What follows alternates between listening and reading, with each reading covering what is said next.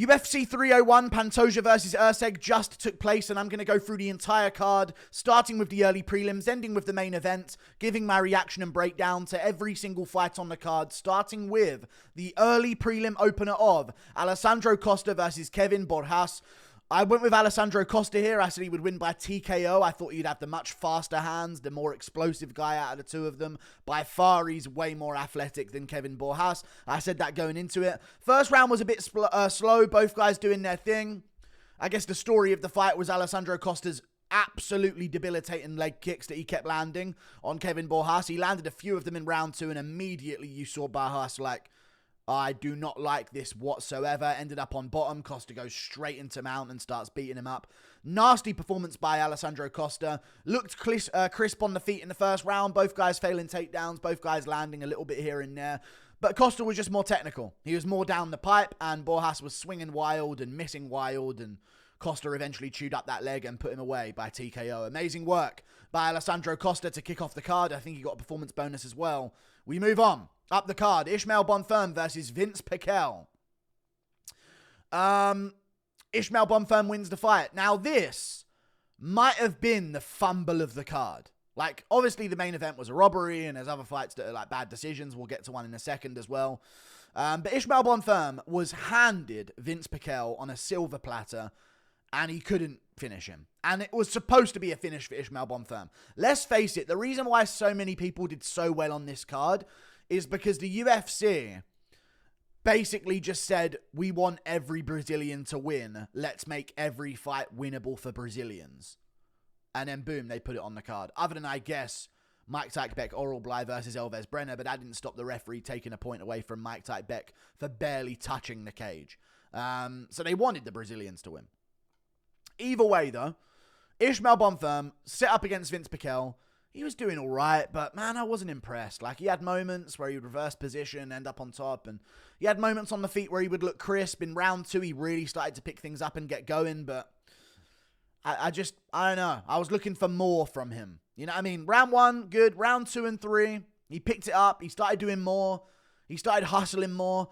I was expecting him to be able to control Vinc Pichel a little bit more. And even when he got out of the takedown, I thought he would be able to re-engage and do well there. So maybe the grappling of Ismael Bonfim is not as we expected. Maybe we saw that against Benoit Saint Denis as well. But his striking's good. I just didn't... It was a good performance. He clearly beat Vinc Pichel for 3 rounds. Don't get me wrong, but I wanted more because he was supposed to be this monster that's going to be a champion, and I didn't see that. We move on. Dione Barbosa versus Ernesta Kareckaite. I picked Dione Barbosa because I thought she would be able to out-grapple Ernesta Kareckaite. And I knew that in women's MMA, they just score control time. And that's what they've done here. Is it the correct decision? No. But, I don't think it was the correct decision. I thought she lost the second and third round. I was watching it back whilst there was, like, finishes on the other fights. Like, once Ruffy got a KO, we'll talk about Ruffy in a second, Ruffy. Once he got a KO, I was like, okay, let me check back some of these other fights and watch it a bit closer. I thought Kareckaite won. And I was originally going to pick her, but I was like, nah, Barbosa's got some sneaky good wins. She'll be able to out-grapple her. But I was surprised at the takedown defense of Ernesta Kareckaite. And she just simply landed more shots and did more damage in the second and third round. And it's damage-based scoring, and everyone thought Ernesta Kareckaite got robbed, so everyone should think Erceg got robbed as well, right? No, they fucking pick and choose. It is what it is.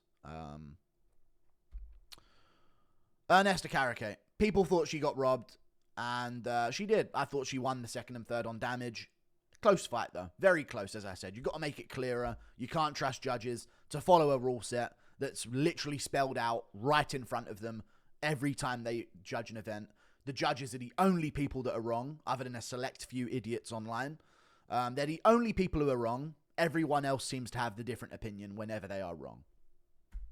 Barbosa gets the win. We move on. Brazil gets the win. You'll notice a theme of that as the card goes on. Great card, though. Mauricio Ruffy versus Jamie Mullarkey. Now, this is where things started picking up. Mauricio Ruffy is amazing. I don't know if he's going to be a world champ. I don't know where he's going to end up. I don't know if he's going to be top 10, top 5, top 15, or even make rankings. That was one of the most impressive debuts we've seen. Wicked debut, I know. hear me out. It's not technically the most impressive debut because we've seen other fighters go from Bellator to fighting a title elimination bout, like Chandler beating Dan Hooker or MVP beating Kevin Holland. It's not a title elimination bout, but it's a ranked big matchup in their debut. For a guy who's come from the regional scene, this might be one of the most impressive debuts that we've seen. Obviously, we've had other ones that have created superstars, but this one, dude, he schooled Mullarkey. Brutal punches that he was landing on him. Pull counters in full control. Absolute comfort out there. You could see it on him. He was brimming with confidence. Got a scissor sweep takedown where he jumped in for the scissor attack and then just like swept Mullarkey to the ground. Nearly ended up on bottom, which is why people don't typically go for that takedown, because your legs end up getting tangled up in their legs and then you can't get them under you again afterwards. So unless you're going to jump for a leg and then try and get on top, you can't just go for the takedown and think, I'll get on top from here, because you're like working against. It's like when you do this with your fingers and then you do that. You're not going anywhere. You know what I mean? Whereas you can do this otherwise. But either way. Yeah. Great performance by Ruffy. Sick fight. Slick boxing. Put away Jamie Mullarkey. Cracked him with big shots. Had him wobbled. Eventually put him away against a cage. Nasty work, man. Nasty work by Mauricio Ruffy. And for Jamie Mullarkey at this point, they're not going to cut him. He's probably going to be on the August card in Australia. At this point, you kind of got to consider getting rid of him. No offense, I'm not trying to get him like fired here or lose his job, but quality control needs to be done. Maybe they don't want to do that because it would diminish Ruffy's big win if they just got rid of him straight away. They did that with O'Malley. They didn't really want to get rid of the guys that he'd beaten because then people could say, there's not a single guy in the UFC you've beaten. So maybe they won't do that. Maybe they'll keep Mullarkey around for one more, and arguably he should just on paper. But on paper is one thing.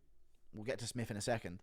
But he should have lost against John McDessie. Arguably could have lost against Michael Johnson. And those are his 2 wins in the last 5. So I'd say get rid of him. But Mauricio Ruffy looked sick. Amazing. Good skill. Got a clip now and then. Sometimes open for low kicks. But he had a McGregory style. But because it was orthodox, it looked a bit like Paulo Costa's been looking recently.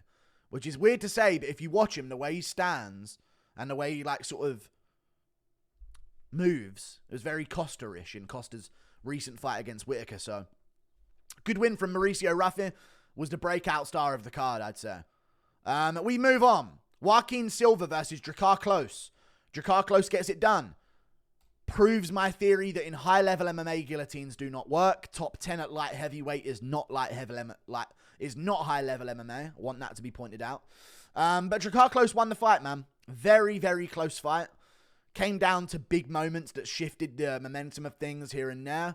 I thought Drakkar Klose won based on... What did I think he won? When was the guillotine? Was that 3 or 2? What round was that in? I think it was round... I want to say it was round 2 that he got the guillotine in. And then maybe he wobbled Joaquim Silva in the 3rd with a big shot and had moments where he would land straight rights. Drakkar Klose was being more consistently good than Joaquim Silva. I will say... No, Joaquim Silva had him in trouble. I think that was in the 3rd round. And then he nearly got the guillotine. One of them ones. It was a round where he put Klose in trouble with big shots. And then got a guillotine latched up. And at one point in the guillotine, Klose is like, oh shit, this is tight. I could tap to this. Boom. Chucks himself backwards. Trying to KO Joaquim Silva. Because Joaquim's lifting his head up, chin raised while he's on this guillotine. If he gets slammed head first and hits that chin, he's going out cold. That gave enough space for Drakkar Klose to work and push on the legs and separate the hips from his, and he worked out of the guillotine. And other than that, he was just pushing Joaquim Silva up against the cage, landing better straight shots at range. Both guys were landing good kicks, but I feel like it was Drakkar Klose's straight right hand or jab that was really just finding a home on Joaquim Silva in that fight. Although his chin was way up in the air. Hey. Joaquim Silva couldn't find it. You know what I mean? This ain't Armand Sarukian we're talking about. This is Drakkar Klose. Great win from Drakkar Klose. Picked him to win and he got it done. Good job. We move on. Up the card. Oh, God, my eye. Myktybek Orolbai versus Elves Brenner. Don't know what just happened to my eye there. My eye's shutting down again. Fucking 8 a.m. every night on a Saturday. Round 1. Let me just fucking remember what's going on here. Very good fight. Not the highest. Couldn't even sneeze. What's going on? Not the highest of levels for a fight. I'll be honest with you. It looked very sloppy in moments. But Elves Brenner scrambled very well in the early rounds to make Myktybek Orolbai have to work for the takedowns. One thing I was surprised by, though, was just how quickly Elves Brenner became not a threat on the feet whatsoever after a couple of takedowns. That needs to be mentioned. Now, I will say, I thought Brenner cost himself a draw in this fight. I think he really costed himself a draw because in round 3, he got dropped with like a second to go on the clock. And if he didn't get dropped then, he would have won the round, arguably. And they took a point away from Orolbai. This was one of the many things that benefited Brazilians on this card for whatever reason that we've never seen before in MMA history. He touched the cage and got a point taken away. Now, we've seen fighters get 3 verbal warnings before and multiple warnings and constant slapping away at hands. Orolbai, no joke, touched the cage with his fingers and they immediately took a point from him. They were looking for anything to take a point away from him and they found their reason. And Elves Brenner was winning the third but got dropped. Round 1 and 2. One moment, I believe it was in round 2, Orolbai cracks Elves Brenner really badly. Maybe it was round 1, though, with a straight 1-2 down the pipe and nearly puts him away. But Elves Brenner survives and scrambles and finds his way out of bottom position and makes Orolbai work up against the cage. And outside of that, again, it was just Elves Brenner swinging with nothing in his gas tank in the second and third round. And outside of that, it was just Orolbai holding on to Elves Brenner. My right eye is so messed up now, I can't open it. Holding on to Elves Brenner, dragging him, holding on for dear life. Please don't separate. Please don't separate. I want to hold on to you more. And he won. Good win from Myktybek Orolbai. Elves Brenner's no joke, but we found out that after a round or 2 of grappling, his striking is a fucking joke. Because I swear, I have no idea. I know Orolbai was also tired and this was a crazy paced fight, but no idea how Orolbai did not take advantage of him on the feet in the third round. I thought that was recipe for a brutal KO loss, but it was a scrap. So I wouldn't say either of them were ready for the rankings at lightweight, I'll be honest. But then again, sometimes we see these guys at lightweight in the rankings fight like absolute schmucks. So who knows, really? What I would say is give them one of those names that's just outside the rankings, and then we can have Orolbai fight in the top 15. Because it's lightweight, you got to kind of prove a bit more than... he won at welterweight and now he's beaten Elves Brenner. You know what I mean? We move on to another fight up the card, which was Karolina Kowalkiewicz versus Yasmin Lucindo. Pretty straightforward fight. Yasmin Lucindo dominated the fight. Felt bad for Karolina Kowalkiewicz because every single time I see her fight and she gets into a losing position or starts getting hit, she looks like she's about to start crying. And I did feel quite bad, but that's how it is. She's a woman, like what? She's up against the odds here, like these Brazilian Brazilians are just very different. So, she's punching like a proper... Kowalkiewicz is female. Like, she was up against the odds. She's fighting borderlines, you know what I mean? Like, this is close, so... I feel like Lucindo just pieced her up, landed the better shots in every exchange, landed the more powerful shots in every exchange, even had Kowalkiewicz wobbled at one moment in the fight as well, landing knees to her body over and over again. Was too strong in the clinch, too strong with the takedowns. You've got to be one of them in order to win in women's MMA. You can't be some feminine woman. You know what I mean? Like, sorry. But Yasmin Lucindo wins. Of course she does. We move on. Up the card, Jack Shaw versus Joanderson Brito. I went with Joanderson Brito by TKO. I said round 1. He got it in round 2. The way he got it was one of the weirdest things you've seen. Now, Joanderson Brito was winning this fight, and he was up on the stats. I think they had it... What did they have the numbers here? 30-24 in favor of him? Like, he wasn't dominating, but he was clearly throwing the more powerful shots. They were even in the second round. I thought he was landing the better shots of the two of them because he did cause the bleeding. But they've stopped the fight to a leg cut. That is the official given reason TKO, doctor's stoppage, details, leg cut. They have stopped a fight due to a cut leg that they said could have led to a break. I've never seen this before. I've seen fighters limping on one leg. I've seen fighters hopping around on one leg with a broken foot or a broken leg, and the fight is allowed to continue. I've seen Sean O'Malley hopping around against Andre Sukumtar, and no referee stepped in, no doctor stepped in, none of that. I know Joe Anderson Brito likely would have won anyway, but I'm telling you, he was over swinging like a madman, and maybe Shaw could have mounted some kind of anything coming back. If he would have got a takedown at one moment or just started to turn the tide with a knee to the body. That fight was a possible tide-turning fight for Jack Shaw, maybe. If you were a Jack Shaw fan, that's what you were hoping for. Like, Brito's more powerful, he's way stronger, he's bigger. Like, why is Jack Shaw listening to Joe Rogan? Weight cutting is good for you. You have to be the biggest man in your division. You can't be small for your division. It doesn't exist. You can't succeed doing that. You have to be huge. Be bantamweight, Jack Shaw. You're not a featherweight. Brito is, and that was very obvious in the cage. He looked way bigger than Jack Shaw. They stepped into a cut leg. Jack Shaw did not limp. He did not signal to the referee. They were putting their finger in it, and he... Pause. They were putting their finger in there, no Jones. And he was fine, and he wasn't wincing, and he told them he was fine, and they just called off the fight. Brito, great performance. He was winning. He was probably going to win. I picked him to win. He's more explosive out of the two of them. That's bullshit. Like, that's just bullshit. But it benefited the Brazilian. Like every weird call that we've never seen before in UFC history tonight. Orolbai immediate point deduction. 4-1 Pantoja. Unanimous in favor of fucking Dione Barbosa. Like, what the fuck was going on?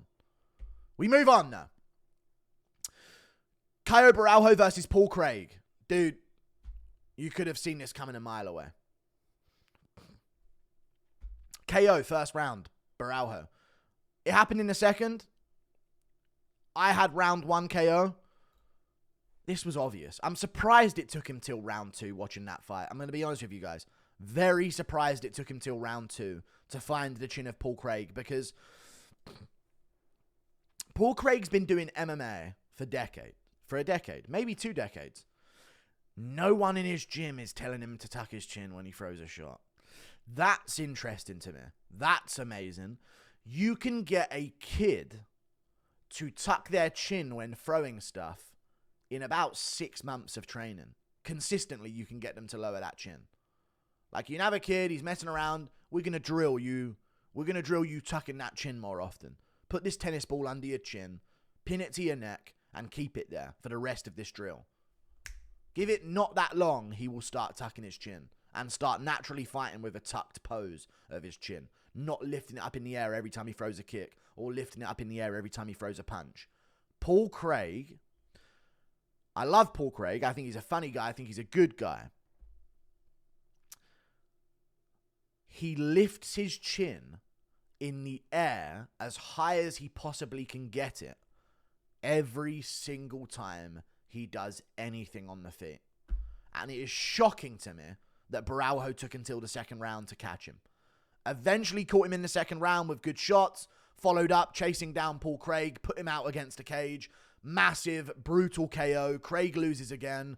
Borralho gets the win. Huge win. Great moment on the microphone afterwards. Great promo skills. Makes a call out, I believe, of Cannonier. Probably won't get it. I would advise maybe Borralho or Pereira to look for this fight against Imavov on the very next pay-per-view card. That would be a good spot for them, and it would be a jump up the rankings. But, yeah, man. Paul Craig failed his takedowns. Couldn't pull guard effectively. And again, great body kick. He landed it a bunch in the fight, which isn't a good look for Borralho. But every time he does anything on the feet, he either looks away from his opponent, closes his eyes, or lifts his chin way up in the air. Like, at what point do you be like, I've got to change gym. These guys are not teaching me anything. Like, at what point does a coach say, you should retire. You aren't learning anything. We're teaching you to tuck your chin. Like, what is the... I'm wondering what the missed...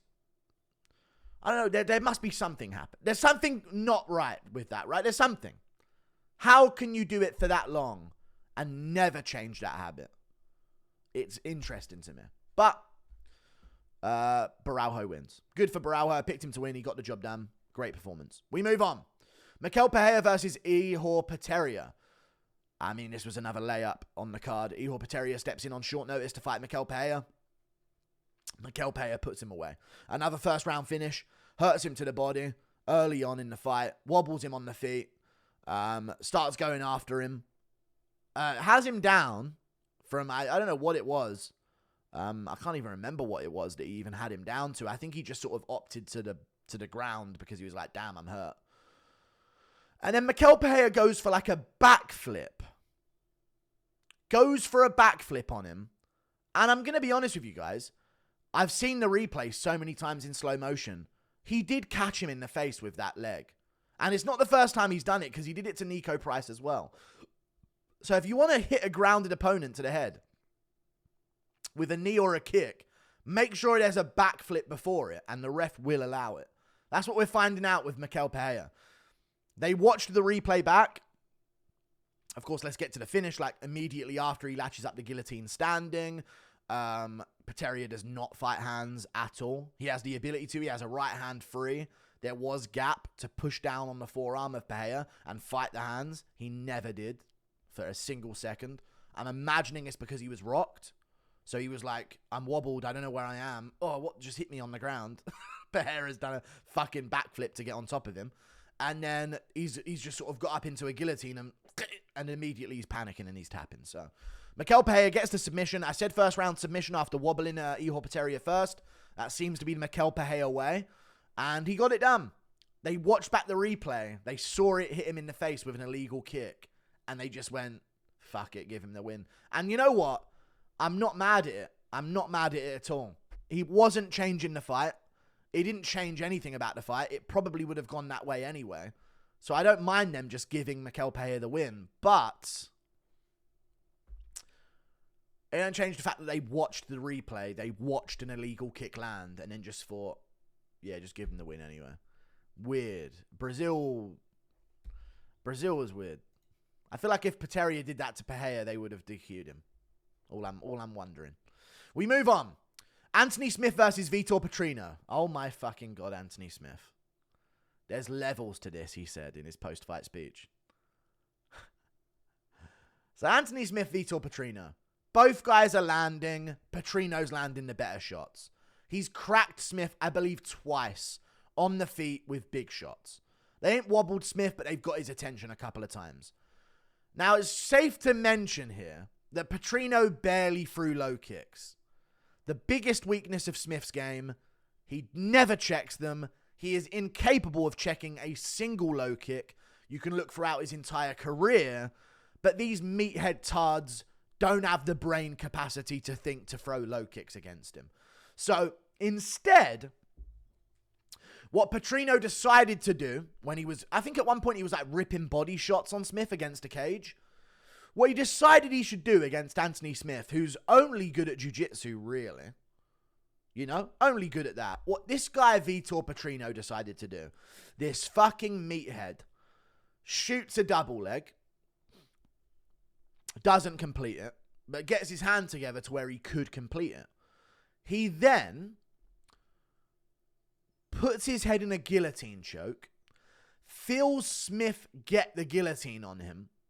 So instead of fighting hands or looking for an angle or just being where he was, where he couldn't be choked out by it, he picked up Smith behind the legs, brought both of Smith's legs around his waist, so didn't pass a leg to chuck Smith to a side. He could have done. He had Smith lifted up in front of him. He could have twisted as he dropped. He slammed straight down into this guillotine, making it tighter, not changing anything, not trying to alleviate pressure, not kicking with his legs out of the full guard. Taps like a bitch. Immediately, Smith gets to say that there's levels to this. Great job, Anthony Smith. Happy for him. He's got a family. He's making money. He's going to get another big fight. He gets to, be on Believe You Me and talk about how, I just felt like I really felt like myself out there. And that's why he won this one compared to his other fights, and there's no difference. We've got someone shoving their head into a guillotine. And, Vitor Petrino just wanted to lose, unfortunately. But good job by Anthony Smith. He got a guillotine, dude. He got a guillotine. And it kind of proves my point about light heavyweight, because as I said, guillotines don't work in high-level MMA. People that are fighting top 10 opponents at light heavyweight are not high level in MMA because they make dumb decisions and forcibly put themselves in positions where they can lose. They're dumb. They're barely human, barely conscious, dumb humans, shouldn't be paid more. We move on to another fight up the card, which was Jose Aldo versus Jonathan Martinez. Well. I picked Jose Aldo to win as an underdog when he came back. I know a few people doubted him. I didn't doubt him for a second. Martinez gonna leg kick the shit out of him, dude. Do you know who this guy is? Snaps back to it like that. Couple low kicks early, I was like, oh shit, no, please no.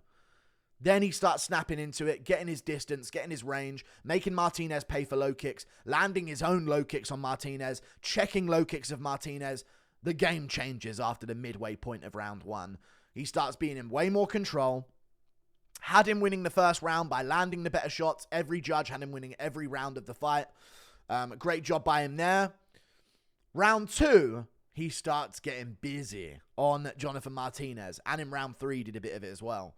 Round two, he's piecing up Martinez. Body shots, straight shots to the body, lead left hook to the body as well. Doubling up to the body, bringing it upstairs and landing left hooks and straight right hands. His 1-2 was money. His left hook was money. Left hook to the body was money. Double body shots were money. Low kicks, he was landing them. He was checking them of Jonathan Martinez, taking a few, but who cares, dude? It's Aldo. You think he's going to go down to a few low kicks? This ain't Adrian Yanez, little bro. This is Jose Aldo, a big bantamweight in front of you. You have to be big for your division. We've been over this. And he was just too top heavy for Martinez, as far as I'm aware. Not in a way of weight, but in a way of, like, in terms of everything above the waist, he was too much for Jonathan Martinez. Way too much. Boxing was too much. Head movement was too much. Mass up top was just a little bit. He was just out-muscling Jonathan Martinez, throwing him around. Martinez would look for a clinch. He'd chuck him to the side and escape. It was great work from Aldo. Round three, he actually wobbles Martinez. Martinez starts the round pretty good. So I'm like, well, at least Aldo got round 1 and 2, right? One was close, but I was like, well, Aldo got round 1 and 2, so he's going to be fine. Then Aldo wobbles him with a combination, starts putting it together, boom, boom, body shot, headshot. Martinez shows a hell of a chin to take some of them. Aldo shoots a double leg. Smart move, Aldo. Man, you've got a wobbled guy in front of you. No need to start swinging for the fences and risking anything. You know he can't sub you off his back. You know he's not going to be able to get back up. Double leg. Straight away, next time Martinez tried to make a big exchange, last thing he expected, Aldo gets him down and controls him for the rest of the round. Wicked performance by Jose Aldo. Establishes himself back in the sport. Let me tell you this. He's beaten number 4 ranked Marlon Vera. Where's my tweet on Aldo right now? He's beaten number 4 ranked Marlon Vera. Number 8 ranked Rob Font. Number 12 ranked Jonathan Martinez now. And number 15 ranked Pedro Munoz. He should be ranked above Vera. He should be ranked number 4, and he should be fighting Sandhagen next for a title elimination bout. But they're going to give it to Umar Nurmagomedov, who's somehow ranked number 9 and hasn't beat a single ranked opponent. So unfortunate for Aldo. I know he's a legend. I know he's a big name. I know everyone loves him. So promotion-wise, it makes all the sense in the world to benefit him over Umar. But UFC have an agenda they want to fulfill. They want Umar at the top. It's a different market for them. They want that Saudi money. It is what it is. The UFC cares more about geopolitics than they do about talent. Otherwise, they wouldn't have signed Charriere and not Paul Hughes or Vucenic, who both beat his ass, and Charriere got signed instead. So it's like not about talent anymore. It's about agendas, markets that they want to build. We saw this with them giving Yair a fucking belt. Think about that. Yair Rodriguez can go down as a former champion, technically. Insane. But yeah, there you go. I think that's what should happen. Corey Sandhagen, Jose Aldo, make it happen, a sick fight, and I reckon Aldo beats him. 3-rounder, definitely. 5-rounder, obviously gets a bit different, but 3-rounder main card of a pay-per-view. The McGregor pay-per-view. Get some McGregor Aldo moments backstage. That could be sick. Put it on that card. And Aldo, I think, beats him in a 3-rounder. We move on. Up the card to another fight, which was the main event. Alejandro Pantoja versus Steve Erceg. I've got my rage out about it. I think Steve Erceg won, man. I really think Steve Erceg won. I wonder if the Weasel has made a video on this. Because I know he likes to do his who really won type thing. Still no. Okay. No sign of the Weasel yet. Maybe he's not covering the event. I think the Weasel's going to score it for Erceg. I think he'll score round 5 for Erceg. My honest opinion. I think he'll score round 5 for Erceg. I think he'll score round 3 maybe to Erceg. 2 and 4 will also go to Erceg. Erceg looked great, man. What a performance. Amazing performance. Best flyweight in the world. He proved it tonight. A lot of people were counting him out. But a lot of people that were in the know about the sport were like, stylistically, if you've done your research and you're not just guessing based on if there's been underdogs before or after or trying to guess based on that, statistically, you know Erceg beats Pantoja. Like, he will out-damage him. This is the criteria. Pantoja is not able to inflict damage on Erceg. We knew that going into the fight. He wouldn't be able to pin him down long enough to get off damage. He wouldn't be able to do any damage on the feet. And what do you know? That's what happened. He did get control time. He did land shots here and there as Erceg was getting back up, and, you know, other moments where they were in the clinch and he would body shot Erceg a few times, and then Erceg would crack him with a knee and an elbow on the break. So he was landing, but none of it was doing anything to Erceg at all. So I thought the fact that Erceg was cracking him, stopping him in his tracks with left hooks, cutting him open in the 3rd round with an elbow, cutting him open in the 5th round with an elbow across the eye, bruising up the eye of Pantoja on the side as well, ripping liver shots on him, clean liver shots right to the liver with that left hook. I thought that was going to be enough to have Erceg win, but unfortunately Pantoja held on to him. So in this fight they gave it to Pantoja. All judges gave it to Pantoja. 4-1 was one of the scorecards for Pantoja.